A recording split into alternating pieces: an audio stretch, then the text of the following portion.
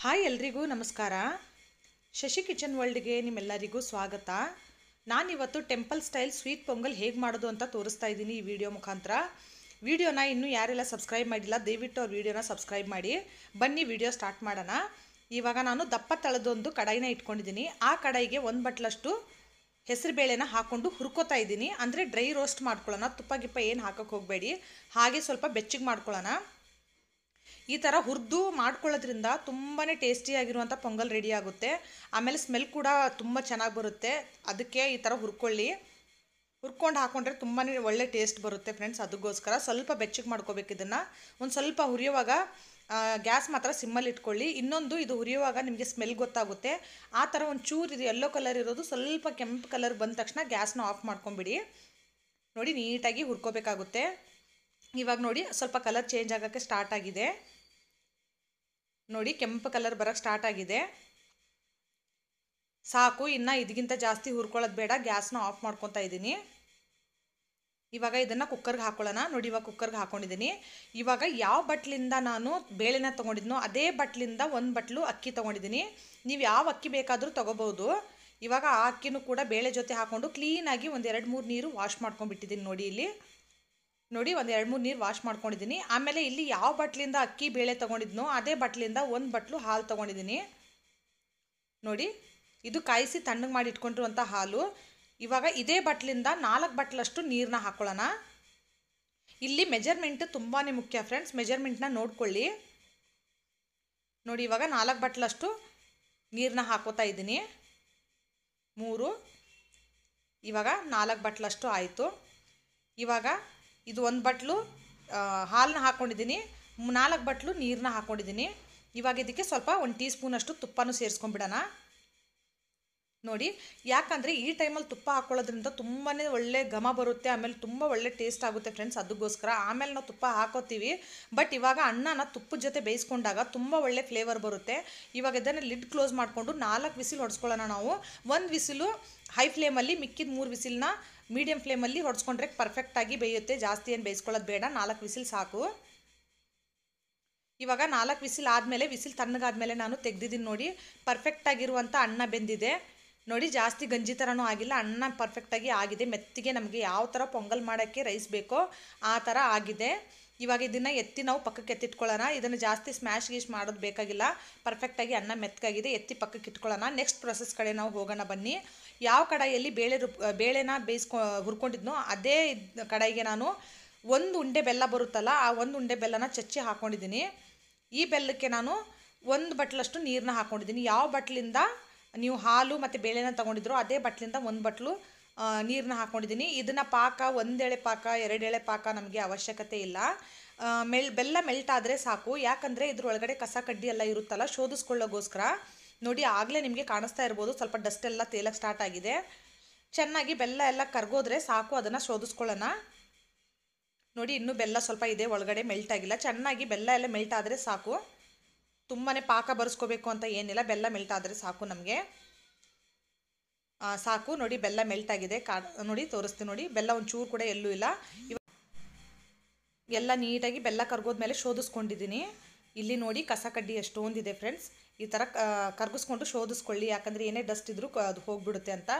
ಇವಾಗ ಬನ್ನಿ, ನಾನು ಪೊಂಗಲ್ದು ಏನದು ರೈಸ್ನ ಬೇಯಿಸಿಟ್ಕೊಂಡಿದ್ನಲ್ಲ, ಬೇಳೆ ಮತ್ತು ರೈಸ್ನ, ಅದನ್ನು ಕಡಾಯಿಗೆ ಹಾಕ್ಕೊಳ್ಳೋಣ.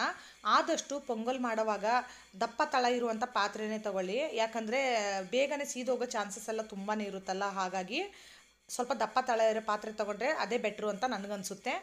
ಇವಾಗ ನೋಡಿ, ಪೊಂಗಲ್ ರೈಸ್ನ ಎಲ್ಲ ಹಾಕ್ಕೊಂಡಿದ್ದೀನಿ. ಇವಾಗ ಶೋಧಿಸಿಟ್ಕೊಂಡಿರುವಂಥ ಬೆಲ್ಲದ ನೀರು ಏನಿತ್ತಲ್ಲ ಅದನ್ನು ಕೂಡ ಸೇರಿಸ್ಕೊಳ್ಳೋಣ. ನಿಮಗೆ ಇಲ್ಲಿ ಸ್ವಲ್ಪ ಸಕ್ಕರೆ ಸೇರಿಸ್ಕೋಬೇಕು ಅಂದರೆ ಬೆಲ್ಲ ಒಂದು ಸ್ವಲ್ಪ, ಸಕ್ಕರೆ ಒಂದು ಸ್ವಲ್ಪ, ಅದನ್ನು ಕೂಡ ಸೇರಿಸ್ಕೋಬೋದು. ಬಟ್ ಪೊಂಗಲ್ಗೆ ಬೆಲ್ಲನೇ ಬೆಟರ್ ಫ್ರೆಂಡ್ಸ್. ಕೆಲವರಿಗೆ ಸಕ್ಕರೆ ಇಷ್ಟ ಇದ್ದರೆ ಅವರು ಸ್ವಲ್ಪ ಸಕ್ಕರೆ ಕೂಡ ಸೇರಿಸ್ಕೋಬೋದು. ಇವಾಗ ಇದನ್ನು ಜಾಸ್ತಿ ಹೊತ್ತು ಕುದಿಸೋ ಅವಶ್ಯಕತೆ ಏನಿಲ್ಲ ಫ್ರೆಂಡ್ಸ್, ಸ್ವಲ್ಪ ಕುದಿ ಬಂದರೆ ಸಾಕು. ಇವಾಗ ಒಂದು 6 ಲವಂಗ, 1 ಟೀ ಸ್ಪೂನಷ್ಟು ಏಲಕ್ಕಿ ಪುಡಿ, ಇವೆಲ್ಲನೂ ಹಾಕ್ಕೊಂಡು ಒಂದು ಸರ್ತಿ ಮಿಕ್ಸ್ ಮಾಡಿಕೊಂಡು ಬೆಲ್ಲದ ಜೊತೆ ರೈಸು ಮತ್ತು ಬೇಳೆ ಏನಿದೆಯಲ್ಲ ಚೆನ್ನಾಗಿ ಹೊಂದ್ಕೊಂಡ್ರೆ ಸಾಕು ಅಷ್ಟೇ. ಅದಕ್ಕಿಂತ ಜಾಸ್ತಿ ಬೇಯಿಸೋ ಅವಶ್ಯಕತೆ ಏನಿಲ್ಲ ಫ್ರೆಂಡ್ಸ್. ಯಾಕಂದರೆ ಆಲ್ರೆಡಿ ಬೇಳೆ ಮತ್ತು ರೈಸು ತುಂಬ ಮೆತ್ತಗೆ ಬೆಂದೋಗಿದೆ. ಜಾಸ್ತಿ ಬೇಯಿಸ್ಕೊಂಡ್ರೆ ತುಂಬಾ ಗಟ್ಟಿಯಾಗಿ ಗಂಜಿ ಥರ ಆಗೋಗ್ಬಿಡುತ್ತೆ, ಆಮೇಲೆ ಚೆನ್ನಾಗಿರಲ್ಲ. ಅದಕ್ಕೋಸ್ಕರ ನೋಡಿ ನಿಮಗೆ ಕನ್ಸಿಸ್ಟೆನ್ಸಿ ತೋರಿಸ್ತೀನಿ ಯಾವ ಥರ ಇದೆ ಅಂತ. ನೋಡಿ ಈ ಥರ ಎತ್ತಿ ಹಾಕಿದ್ರೆ ಬೀಳಬೇಕು. ಪರ್ಫೆಕ್ಟ್ ಆಗಿರುವಂಥ ಪೊಂಗಲ್ ರೆಡಿಯಾಗಿದೆ.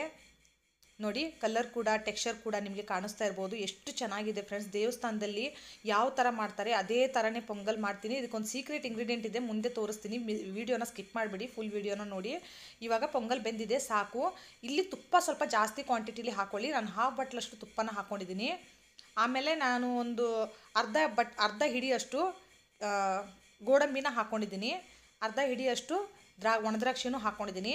ಇದನ್ನು ಗ್ಯಾಸ್ ಸಿಮ್ಮಲ್ಲಿ ಇಟ್ಕೊಂಡು ಲೋ ಫ್ಲೇಮಲ್ಲಿ ಎಷ್ಟು ಸಾಧ್ಯ ಆಗುತ್ತೋ ಅಷ್ಟು ಲೋ ಫ್ಲೇಮಲ್ಲಿ ರೋಸ್ಟ್ ಆಗೋ ಥರ ಹುರ್ಕೊಳ್ಳೋಣ, ಕ್ರಿಸ್ಪಿ ಆಗೋ ಥರ ಈ ಡ್ರೈ ಫ್ರೂಟ್ಸ್ನ.